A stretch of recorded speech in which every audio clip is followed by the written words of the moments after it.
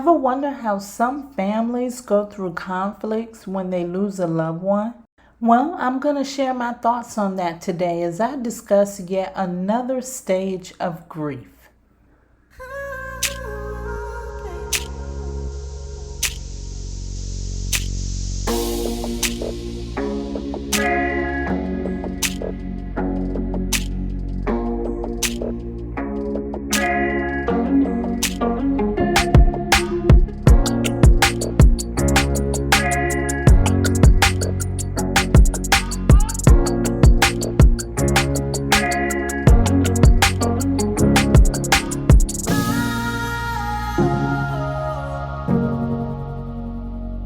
Hello, and a happy Wednesday. You are listening to the Manifest on Purpose show. I am your host, Kimberly. I am here to help you transform your mind to become the best person that you can possibly be. Thank you so much for coming in to get this information, to seek this knowledge and wisdom. Thank you for everyone that you're inviting, and thank you for subscribing here and on the website at manifestonpurpose.net. You can always email me with your questions, comments, or show suggestions at connect, Kimberly, KIMBALEY.com. Once again, that is connect,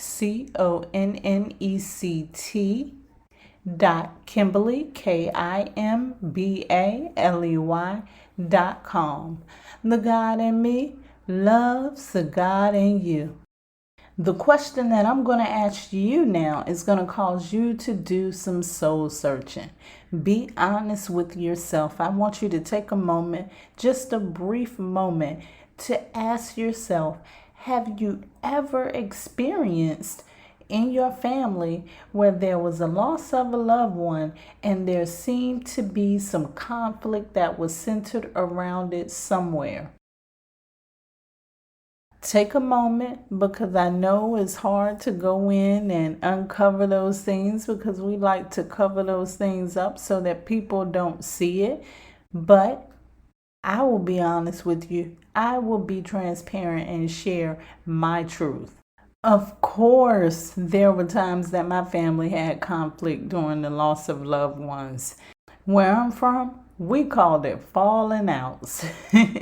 Someone was always mad at someone else for doing or not doing what was expected of them. So yes, I have been in the center of some of those conflicts, and I know exactly where a lot of people are coming from. It all has to do with the second stage of grief that I'm talking about today. It's the stage of grief that most people experience. And before I get into it, I just want to remind you once again, although I am talking about the loss of a loved one in this episode again, that does not mean that's the only way you can experience grief, because grief comes in all different forms. Grief is usually formed from a loss of something. It could be a job. It could be a family member. It can be a relationship, something that meant a lot to you, and it was hard for you to accept when it was gone. However, for the purpose of our conversations here, I use death and dying because a lot of people can relate to that.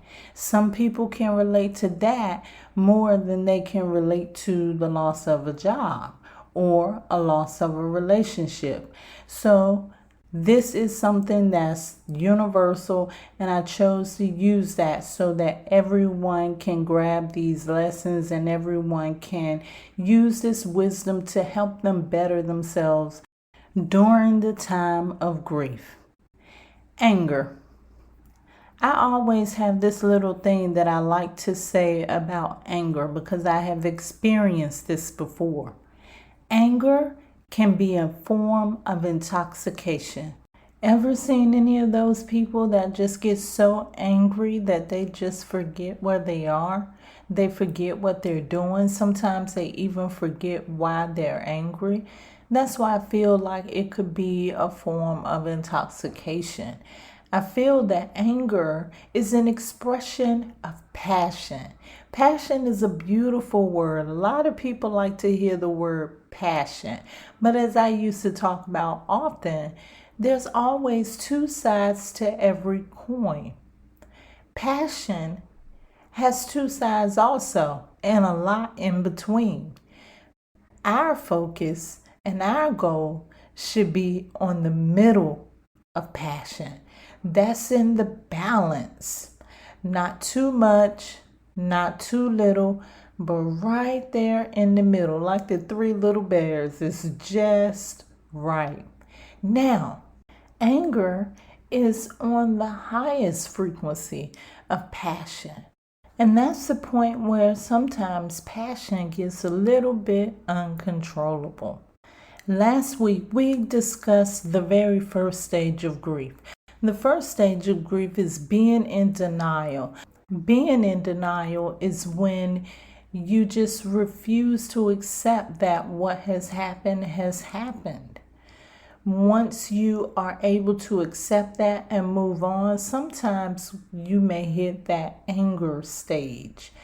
That anger stage, you're saying to yourself, okay, this did happen, but why me? And that's one of my favorite questions. I had a friend of mine that used to always say, every time I say, why me? The friend would always say, why not you? But anyway, once the person begins to internalize what's happening to them, they begin to have all sorts of thoughts. Sometimes they can take these impressions out on the people that are close to them, the ones that love them, the ones that share this grief with them, and that could be their family members. And it could just also happen that the family member that they're grieving also is making them angry as well. And then you've got a combustion going on. People arguing about things that are not really important. And they do that because it really keeps their mind off of what they're going through, and it really distracts them. And if you think that a whole group of families squabbling back and forth is something, think about this. Sometimes people even get angry at the person they've lost. In a job situation, if a person loses their job, you may notice that they get angry with the boss. They blame them for what's happening in their life, and they don't take time to look at the things they did that may have caused that to happen. And I know you see it in relationships. One is always blaming the other person for the reason why the relationship did not work out in the first place. Well, I've got news for you. None of that is going to change what has happened. I have more news for you. Remember a couple of weeks ago I asked the question, does God punish us? The answer to that question was no. So no, you're not being punished when something is being lost. The key to getting through this anger is to release blame and begin to forgive. And forgive who? We said that it's nobody else's fault what happened, so who are we forgiving? We're forgiving who forgiveness is for in the first place. Forgiveness is for you. When you lose things sometimes, your head just may not be clear.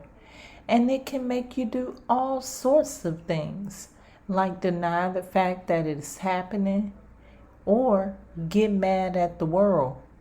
But the truth of the matter is, everything happens in divine order. Because your timing may be off a bit, but the Creator's never is. So why do families have conflict during the time of loss?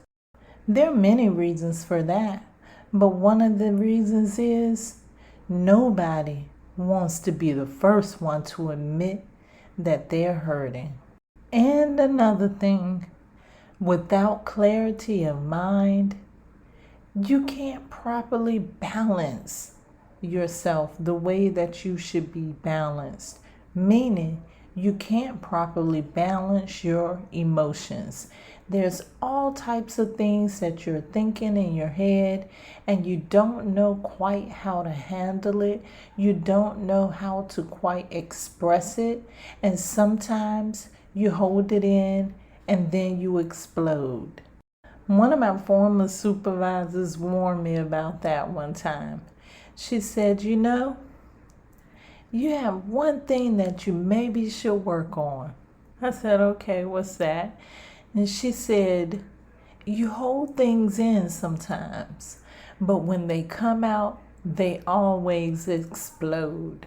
And as a result of that, I had to learn how to release when I needed to release so that it would not build up and cause an explosion. So when you need to release, release. If you feel the need to cry, cry. If you need someone to talk to, find someone to talk to. You can talk to me, manifestonpurpose.net. Bottom line is, find a way to express your emotions and don't hold it in. I love you to life. This is how you manifest on purpose. Let's prepare for meditation. If you are driving, this is not the time to meditate. Please download this and save it for later. If you are not driving, please find your sacred space, the space that is distraction free, the space that is safe and comfortable for you, the space in which you can relax and focus on your breathing. Today, I want you to focus on any anger that you may be holding in. Forgive yourself. Find a way to forgive yourself and others. Enjoy your meditation.